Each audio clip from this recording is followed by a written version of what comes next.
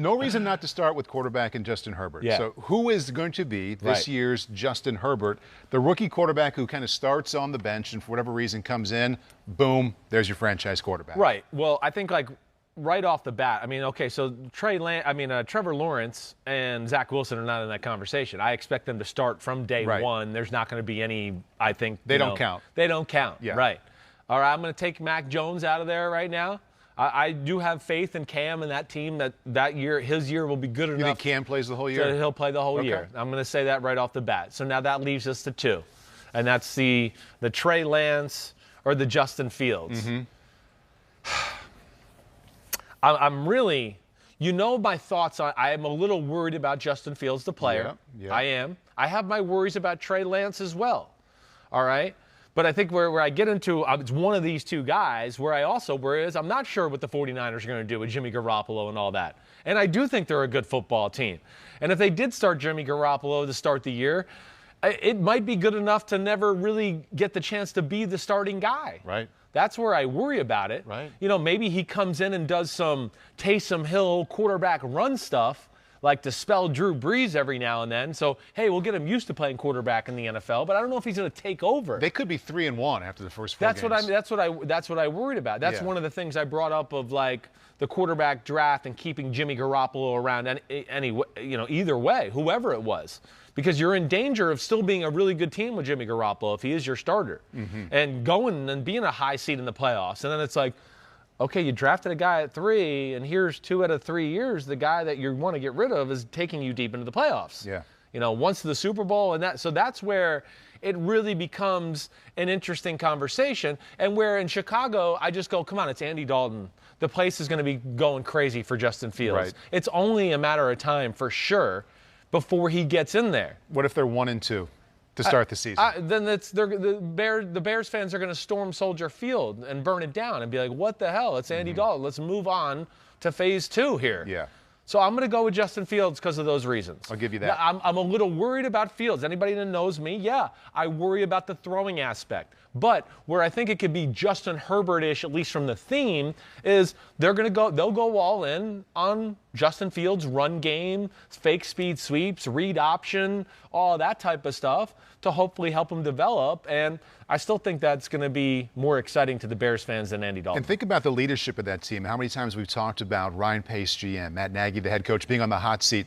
If you go 7-9 with Andy Dalton, you're done. If you go 7-9 with Justin Fields in a strong December, you're likely back. You're right. Like, look at the good things we've done. We got a good quarterback. Look He's at the developing. momentum He was going upwards the whole year when he got. You're right.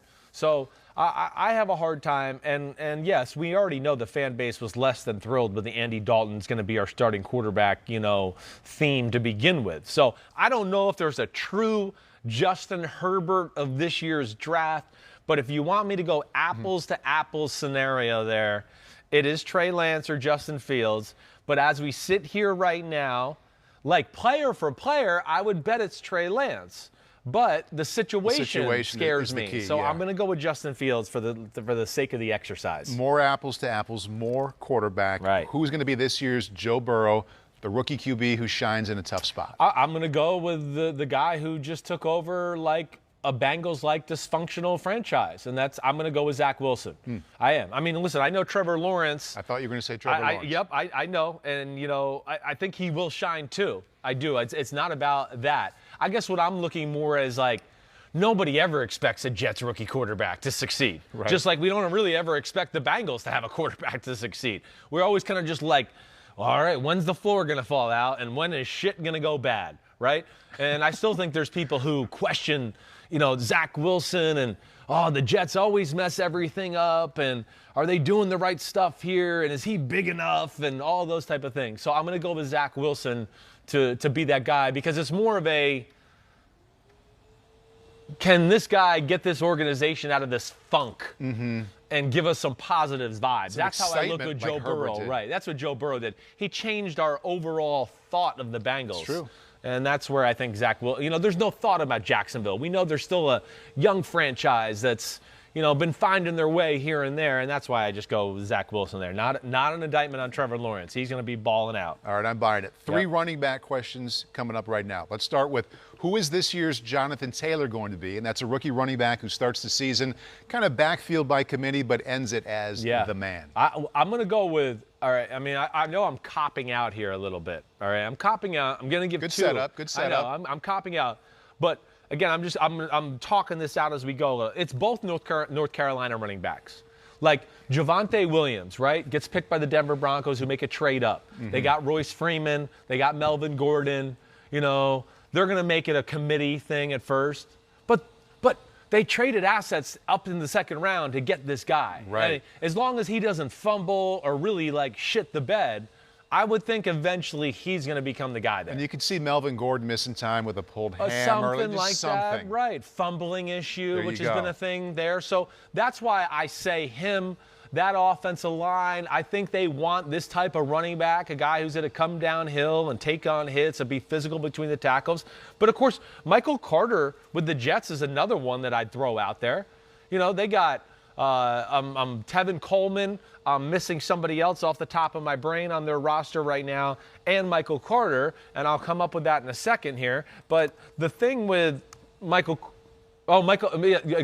P. Ryan, exactly right. Thank you. That's why Pete gets paid the big bucks. I could see them rotating all three of those at first, but it's only a matter of time before Michael Carter establishes himself as Devontae Freeman or the Raheem Mostert of the Shanahan scheme, I think, to where they go, hey, these guys are good and all that, but this guy is awesome. Let's get him out there and let him be the main guy. I'm going to take Javonte Williams as the main guy, but I think both make sense. Last year, one running back in the first round, Clyde Edwards-Helaire to the Chiefs. So who's going to be that guy this year? And the explanation is a heralded rookie running back who underwhelms. I know. Tougher call, I know. And to me, go ahead. If you're going heralded, there are only two heralded running backs. It's two first-rounders. So it's whether you think it's Najee Harris with the Steelers, or Travis Etienne with the Jags. I'm going Najee Harris. Yeah. I mean, I've had my questions about him. Anybody that's been listening to me, I mean, not that I don't think he can be a good player, but I don't know if he's going to live up to the 24th pick of the draft rating right away. That's where I do question it. I know he can catch the ball out of the backfield and do all those things. He's got sweet feet. But as I mentioned before, I know he's such a big guy. He doesn't necessarily dominate the run game with power. And he's not exactly, like we've talked about at the time, the most explosive running back in football either. So that's the one I guess I'd go with more than any, because I do expect big things from Travis Etienne. By the way, kind of zooming out and looking at the running backs as a whole, 2 went in the first round. Yeah. Only 4 in the first 3 rounds. 16 of the 20 picked rounds 4 or after. So you look at round 1 and say, hey, a couple went. Maybe they value them. But 80% of the guys who heard their name called, it was middle to late rounds. Yeah. I mean, the ones you saw drafted round 4 and earlier were the guys. Yeah. And they were clearly a gap. There were only 4. And I think it's the right 4. That's the one thing I'll sit here and tell you for sure. There was no questions about their physical ability. I don't think there was anything off the field that they had to worry about. The only one I'll say that I think was maybe a little bit, and I think he went later in round 4 too, was the Ramondre Stevenson, the Patriots. To the Pats, yeah. He'd be the one guy I'd look at to go, watch out for him. He could have something said. He reminded me of LeGarrette Blount. That's who I remind. So that made sense when they picked him. I went, well, shocker they picked him. All right, final running back question here, Chris. Little honor to James Robinson, undrafted rookie running back. Yeah. Made a big impact last year out of Illinois State. Went over 1,000 yards first season in the NFL. So who is going to be this year's James Robinson? You're going to have to dig deep here. Undrafted running back who has an impact. Well, this is one where I don't have to dig too deep because I had a top 5 running back who didn't get drafted. And that's Javion Hawkins. Who, the Louisville guy. Right, who I have found out had, some off-the-field problems and issues there. But I look at the situation itself. One, yes, I believe in him as a talent, right, and his speed and his ability. But he picked the right team in free agency. Where's he going? He's going to Atlanta, who's got really nothing at running back. We're talking about Mike Davis, Quadri Olison from Pittsburgh a few years ago when we were doing Notre Dame games, right? I mean, it's not there's not a guy there. You're right. And then you're in an offense that, wait, they like to run the ball. Arthur Smith just came from Tennessee and all of that, to where I think he found a spot there to where, yeah, he didn't get drafted. I'm sure he's pissed and disappointed about that, but he's put himself in a position to be that undrafted, like, who the is this guy, good situation. Kicking ass. Exactly right. Yeah. Right. Let's transition to wide receiver. Who's going to be this year's Justin Jefferson, rookie wideout who has the best season of all of them? Yeah. I'm going JaMarr Chase. I am. I had JaMarr or Devontae written down. I mean, they're such studs. You got to take into a lot of factors here. Yes. Like Devontae, as awesome as I think he is, I mean, yeah, Jalen Hurts at quarterback, that passing offense, I need to see more. Jalen Waddle, great pick, makes a lot of sense for the Dolphins at pick 6. But I just would like to see a little bit more of Tua in that offense first before I say that's going to be the guy that takes over. JaMarr Chase, to me, is, first off, just the most physically gifted, and they showed last year that they're willing to throw the ball as much as they got to throw the ball. Plus, he's going with a quarterback that he's got a special connection with. Mm-hmm. And, hey, they took him at pick 5. And they got 2 big receivers that kind of play out the outside. I just think Chase is going to be a focal point on the inside a lot. Just get him the ball, let him run after the catch. Of course, he can play outside because he's so strong and fast. But, yeah, I mean, I know it's the obvious answer. I have some others written down, definitely, but JaMarr Chase is the one to me. I kind of felt like you did right away. I wanted to come up with a name that wasn't JaMarr Chase. I wanted to come up with something right. But then I went to this term that you've come back to when thinking about Justin Fields maybe being the guy, situation, and Hawkins at running back. Great situation in Atlanta. Exactly right. Look at what he's walking into there. T. Higgins, Tyler Boyd, mixing out of the backfield. I mean, there's a lot around him where he can just fit in and not be the number one guy. No doubt. It's an offense that I think is going to have a lot of rules that were similar to what he had in college. Joe Brady's West Coast offense, this offense that they're running in Cincinnati is a West Coast offense. That's what it is. It's a McVay, Shanahan-ish type of system there. So I think he's going to be able to fit in that. And then you're right with the people around him. And then Burrow and him have a special connection. Yeah. And it's going to be a guy, I think that, when in doubt, Joe B is going to be like, where's JaMarr Chase? I'm under pressure. Everybody's one-on-one. Where's JaMarr Chase? And I feel like that's just going to lead itself to big things. We're going to come back to the Bengals in a little bit. Toward the end of the show, a question we talked about last week. Should they take Chase? Ooh, I know. Should they take Sewell? I think that's a fun one, too. Right. That's later. Let's go to second round and beyond with running backs. With wide receivers. Okay. Who is this year's Chase Claypool, the rookie wide receiver drafted after round 1, who's going to have a big-time impact? There is a few that jump out here to me that are in, really good situations, okay? I'm just going to name off the names I at least have on the list here, and I'm going to go down to 1 eventually. But Dyami Brown, certainly, with Washington. Yep. I mean, it's Curtis Samuel and Terry McLaurin. It's awesome. It's unreal. Yeah. I mean, he's Terry McLaurin. That's what he is. That's where I want to go. Again, I'm amazed that he was still there at 3. So there's those guys. Terrace Marshall Jr. from LSU. Tutu Atwell, even though I don't think he deserved to be drafted by Dyami Brown, I understand what the Rams are doing. The Rams are an 11-personnel team, 3 wide receivers, 1 back, 1 tight end. Tutu Atwell now can be like this dangerous speed sweep guy that we know that they run more than anybody. So I understand that. He did it in college. He's dangerous as hell. That's what they saw, and they went, whoa, he can be our option slot guy and that guy. Let's get him. So that's another one. Amari Rodgers, the Green Bay, is an interesting one. There's no doubt. I think he's a better player than where he was drafted and what people realize. And I even wrote down Jalen Darden, who got drafted by the Bucs, I think, in round 4 or maybe 5. He's got 4 rockets up his ass, all right? 4 of them. That's a lot. Maybe 3. Okay, maybe 3. 3.5. I'm overstating it. If Tyreek Hill has 3, nobody can have more than that. But, all those are very good situations, once again, with talented players. The one I'm going to go, though, is Terrace Marshall Jr. Carolina? Carolina. To me, I think he is, first off, the physical specimen a little bit, that like a Chase Claypool, where the NFL is not going to be a big adjustment for him. Yep. Big, strong, fast as hell. And then going to an offense, they already know what he is. Joe Brady was just coaching him 2 years ago. So now he's going, well, I got a guy that I know. I know exactly what routes he can run and do. Without Curtis Samuel, what's around him there? I know. So now they got Robbie Anderson still. That's right, from the Jets. And they got DJ Moore. So now Terrace Marshall has this flexibility again, and not all the bright lights are going to be on him. Everybody's going to be like, we're worried about DJ Moore, we're worried about Robbie Anderson. Oh, fuck, here's this guy in the middle of the field running looky slant routes and option routes.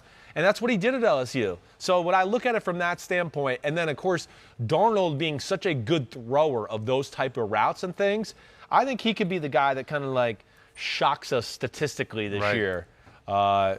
If not too many balls get stolen from him by DJ Moore and Robbie Anderson. And he's also used to that role as I think about what he was doing at LSU. I mean, JaMarr Chase was the guy. He found a way to be really good as kind of a supplement. Right. JaMarr Chase was the guy. Justin Jefferson was the guy.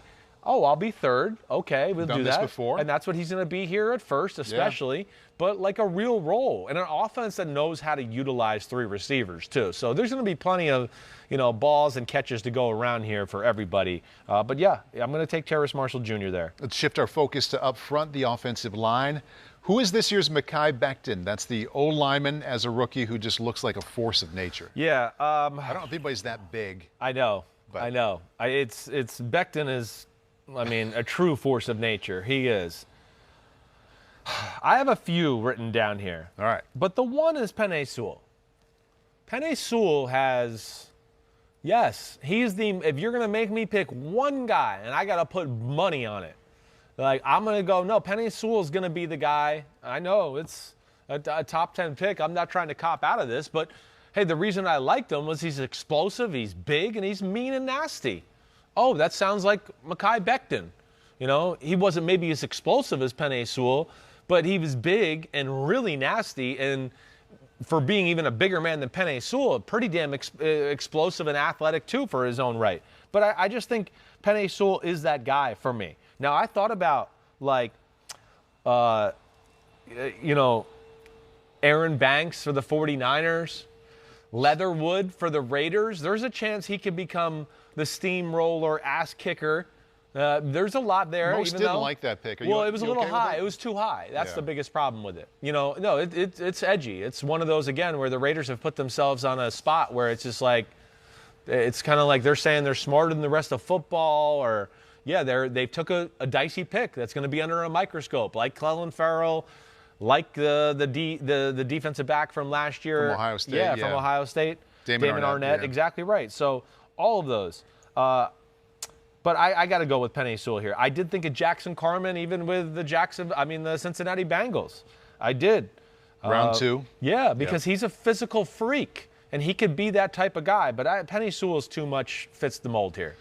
Okay. I like it. We only got a few more to go anyway. Just to remind, what we're doing here is we're talking about the 2021 rookie class, comparing them to last year's class. Like, who will be this year's version of this person? So we're in the midst of the offensive line. Who will be this year's Tristan Wirfs, a rookie O-lineman who is a key part of a contending team? All right. Well, there's 3 that jump out, okay? One, Josh Myers, the center that Green Bay took out of Ohio State. Yep. If Aaron Rodgers does come back and play for them, that could be a big thing, right? Yes. Creed Humphrey, the other center, taken from out of Oklahoma from the Kansas City Chiefs. He'd be one I'd look at to be in that conversation. But they did sign Austin Blythe, and I don't know, maybe they move Creed to guard. I'm not sure what they'll do there. They could do a lot of different things. So I wasn't quite sure of those ones. I'm going to go with the one I said earlier, Aaron Banks. Yeah, I'm expecting big things from the 49ers. I think they're a really, really good football team. There's no doubt about it. I don't care how they figure out this quarterback situation. But one, offense has no weaknesses other than figuring out how they want to play the quarterback thing. Defense, you look at it in totality, it's pretty damn good too. So then I go, wait, all right, Aaron Banks added to an offensive line with Trent Williams, McGlinchey, Laken Tomlinson, and whoever starts at center. I think, did Richburg retire officially? Either way, they got Alex Mack. To where I just go, now Aaron Banks? It's one of the better offensive lines in football, no doubt about it. And I think there are going to be a team that's going to be a legit NFC playoff contender here, no matter who the quarterback is. A second-round pick out of Notre Dame. Love Aaron Banks. Right? Yeah. Certainly looks the part. He was the best pure guard in the draft. The guy that played guard in college and is a guard in the NFL. Yeah. Played a lot, over 30 starts as well. So, Right. I mean, not a tackle who we think's going to play guard in the NFL, a real guard. Who actually did. Right. Yeah, a lot of times. Yeah. All right, defense now. Let's go with the PointsBet graphic here. The Player of the Year odds to be Defensive Rookie of the Year. Yeah. And what do we have here? We have Micah Parsons, linebacker, Dallas. That'd be most likely, easily the most likely according to this. I mean, easily. That's probably a little too easy for my likings. I would say those are the two guys that I look at, though, to be, in the leader house for sure. There's no doubt. They're special. I mean, if you're looking to make some real big money and you got some extra chum change to throw around, Caleb Farley at plus 1,800. I would say watch out for that. That could be scary. Him on an island with a few interceptions, and he's Defensive Rookie of the Year. So, and that's how he's going to get used in Tennessee for sure. We need something here in front of the bobbleheads. It's like a house that is the leader house. You can put people in, put teams in. Ooh, I like that idea. Yeah, the leader house. I like that. I love that spot. That's a good one. Who's on it, Pete? He's going to get his carpenter on it. We're going to make a glass house. So his carpenter. Because his kids aren't old enough to make one yet. No, they're not. My kids are too old to do it. Right.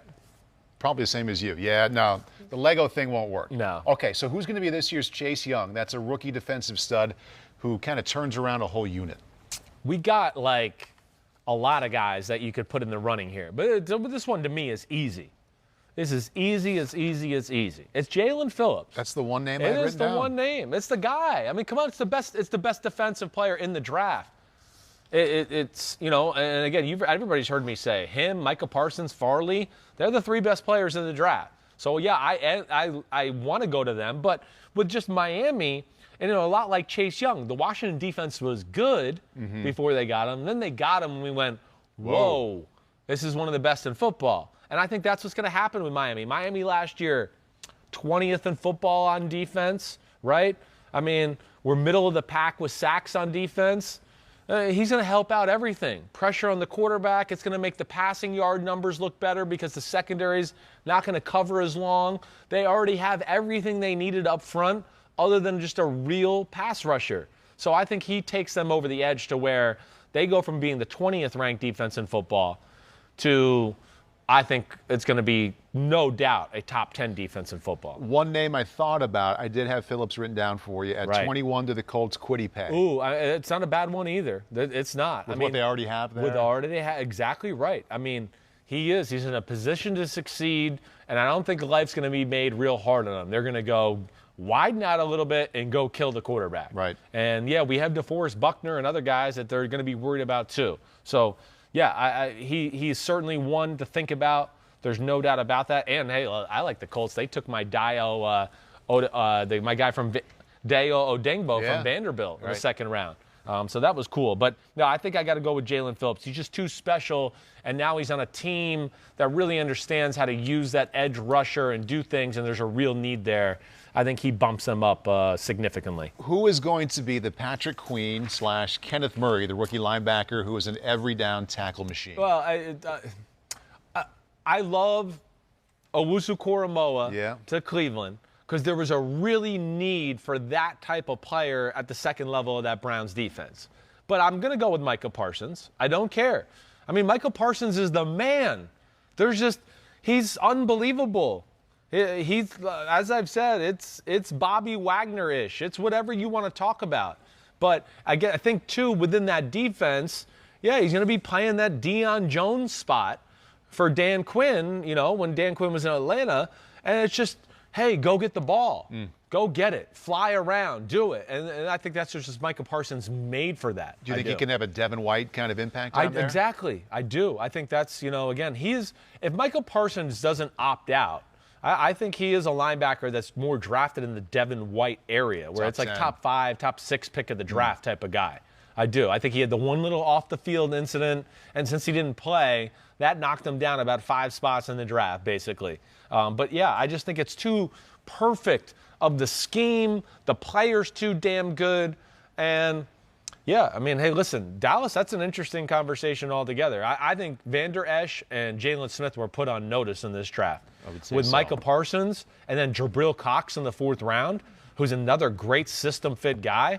Like that, they're telling you, like, hey, Vander Esch, you got to be better and you can't be injured. And Jalen Smith last year really didn't play well. So I'm sure they're worried about both of those guys. And we have one here named after Antoine Winfield Jr. out of Minnesota, your top safety last year, second-round pick. Big part of the defensive backfield for the Super Bowl champs in Tampa.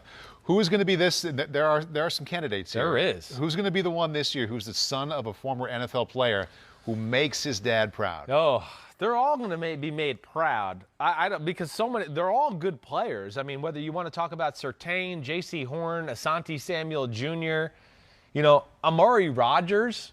I forgot he was T. Martin's son. Oh, yeah. I totally forgot. Pete reminded me. And I was like, damn, I remember hearing that early on in the draft process. I had completely forgot. National champion quarterback at Tennessee. At Tennessee. Wyatt Davis, his grandfather is the great Willie Davis of he's not the Green Bay Packers. Yeah, I was almost going to say the Raiders there for a second. That's Willie Brown I'm thinking of. So, man, and they're all good players. And Wyatt Davis going to Minnesota, there's a real need for the guard position and all that. But I'm going to go with Surtain. I am. I mean, Surtain is just, to me, the most ready to go right now. He's a really good player. They have a good pass rush there in Denver with Von Miller and Chubb and everything like that. I think that can lead to some erratic decisions by the quarterbacks. But, yeah, I'll go with Surtain. I will. It's in a tough one. I love that Wyatt Davis pick by Minnesota as well, though, the third round. One more here on the defense, and this one goes to Jeremy Chin. Who's going to be the rookie defensive back drafted after round one? Yeah. Who has an impact the way he did after going in round 2 last year to Carolina? All right. Anybody that's listened to me knows I love the Jacksonville Jaguars' second and third round picks. I mean, come on. They're on the all-Chris Simms draft team. Tyson Campbell and Andre Sisco? Come on. We know. All right. So I don't want to pick that because I want to give something different. All right. Kelvin Joseph, I think, is a guy, of course, he's going to start for the Dallas Cowboys right away. Elijah Molden. I think what he could do for the Tennessee Titans, coupled with, Caleb Farley and the fact that they got Kevin Johnson and Janoris Jenkins in free agency, damn, they changed around their secondary.